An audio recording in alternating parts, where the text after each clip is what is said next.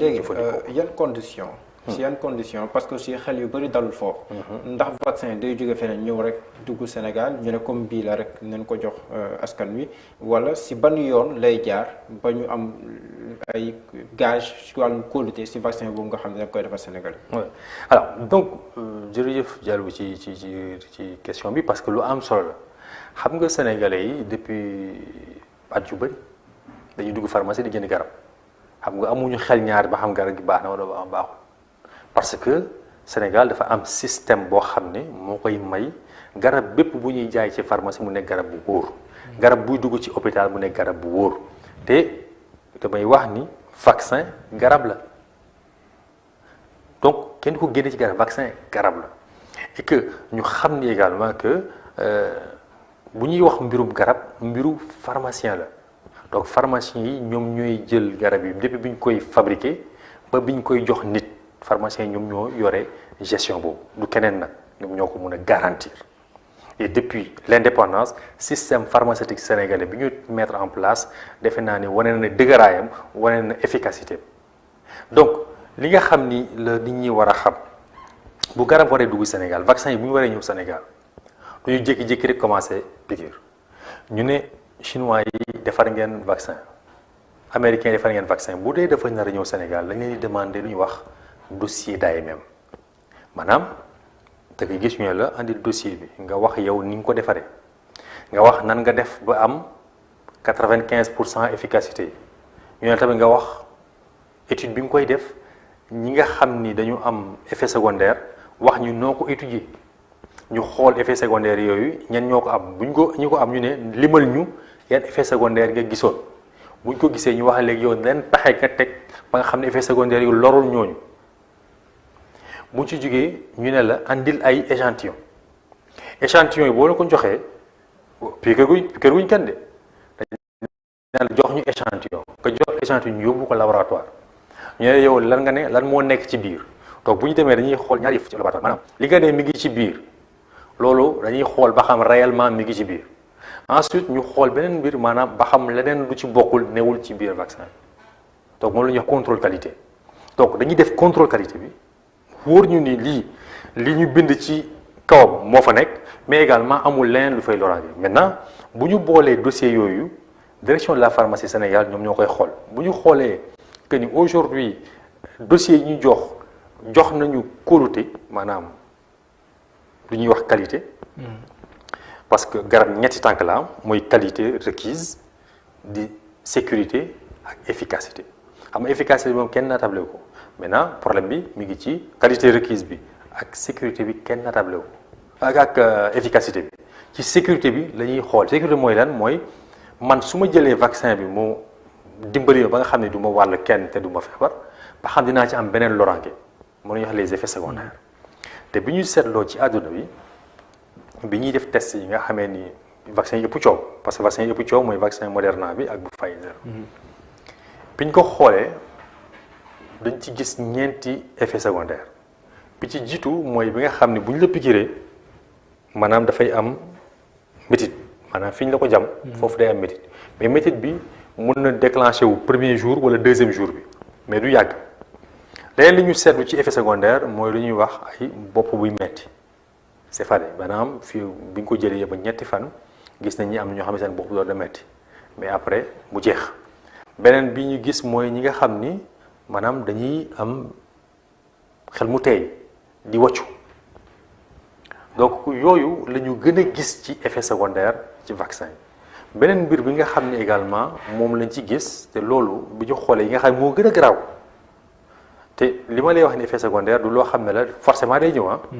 risque la donc li gën a garaaw ci effet secondaire mën nañu jox syndrome de Bell bi ñuy def test yi bi ñuy def étude clinique syndrome de Bell mooy la syndrome de Bell maanaam sa kanam bi dafay mel ni lu transformé wu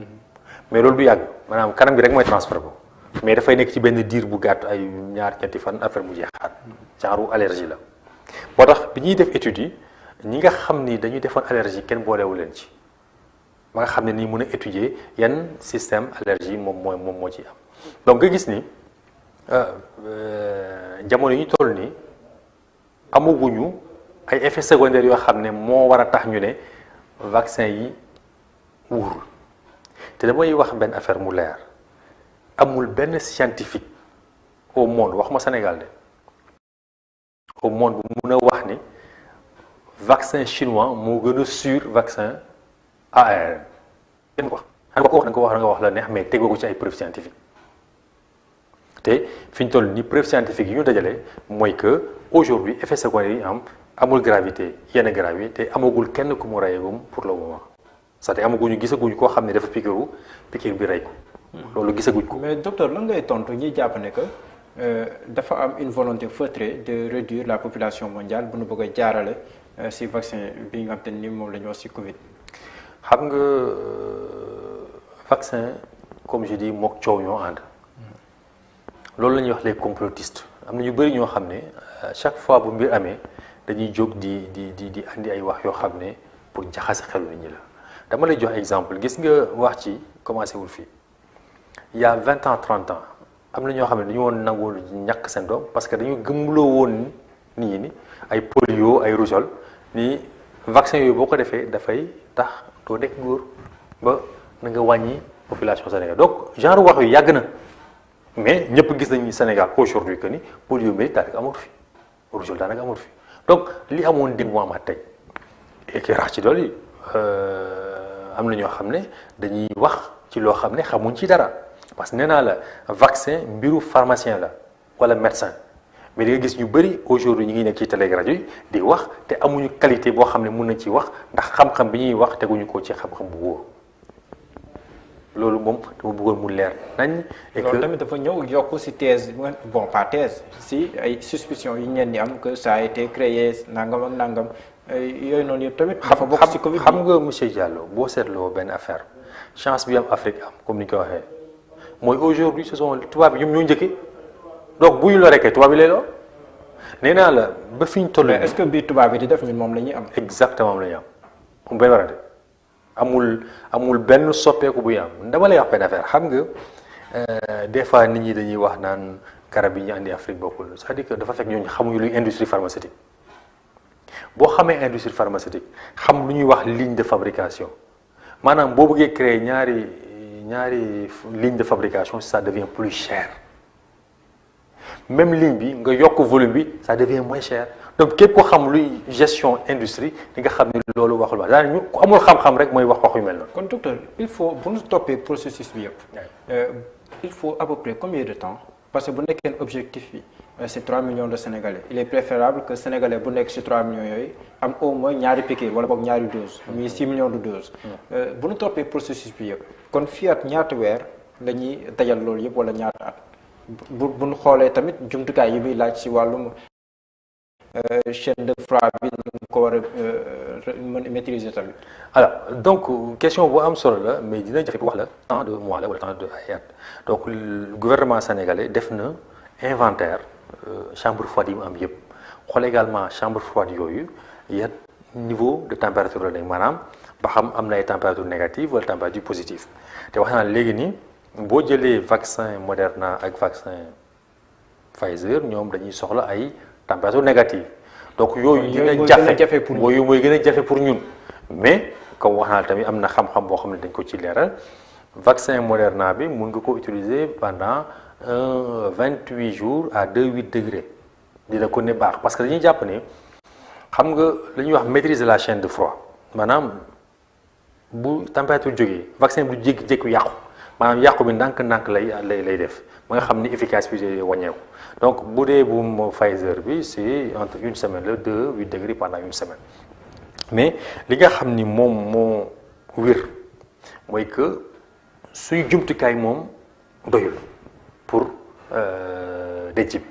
donc ce qui fait que dina am benn rationalisation boo xam ne moom la ñu war a utiliser pour rapidement ñu mën a vacciner donc jàpp naa ni si 6 millions de doses yi xam nga commande bi ñu waroon def Chine 200 000 la mooy 200 000 bu dee ku nekk ñaari doses la am donc 100 000 personnes la nekk donc loolu bariwul par rapport ak 3 millions ce qui veut dire que donc calendrier bi lu mu néew dañ jëm vers 2021 2022 pour mën a au moins def les 3 millions de Sénégalais yi ñu ciblé donc en priorité. Donc raison pour laquelle ñi nga xam ne également dañuy wax ni naan non Chine kese mais bis bu ñu defee boobu choix mooy que 2030 sax taxul ñu vacciner Sénégal. kon foog ñu diversifier ko. Impérativement il faut ñu diversifier parce que ñun amuñu koom-koom buy jëndalu looy ndax comme ni ma la ko waxee fi ñu toll nii commande yi nga xam ni européens yi ak américains yi def nañ ko moo tax ba nga xam ni amaguñu accès ci vaccin yi parce que comme je te dis aujourd'hui boo naree commandé anglais xam nga may européens yaa ngi jooy ci amaguñu vaccin ci anglais donc ñun bu ñu commencé commandé anglais commandé ci chinois yi wala ci Russie loolu moo ñuy may ñu am vaccin yu bari ba nga xam ne dañu mën a yokk suñu population yu vaccinée ba nga xam ne également nañu retrouver situation normale ndax malheureusement également vaccin rek mooy li nga xam ne moo fi des pour ñu mën a jëlee fi mbas mi quoi.